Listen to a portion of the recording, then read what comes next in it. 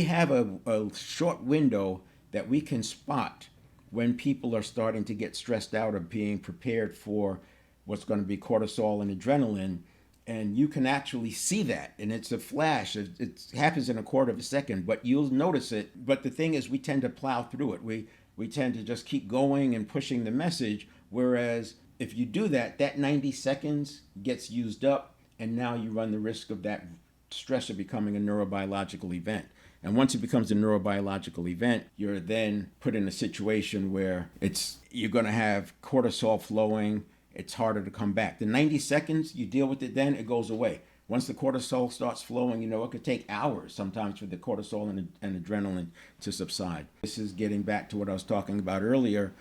It's not just doing it for yourself, but observing the people who are around you. When they start falling into here, you see those micro flashes.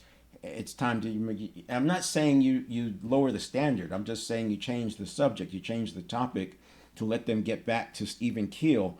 Because if you go too far, and too far could be a minute or two, it turns into a neurobiological event, and now you have cortisol flowing and adrenaline flowing, and they're not going to hear nearly the amount from you that they need to hear, or that you think they're hearing, because they're in fight or flight, or at least preparing for fight or flight. Once the cortisol starts going, the people, they close down and they narrow their focus, and it's very difficult to hear you. So you're getting partial attention. You're better off pausing, change the subject, coming back to it later, scheduling another meeting, and then maybe coming at it from a different angle. And sometimes just having the time to be away from it, they'll get to a better place.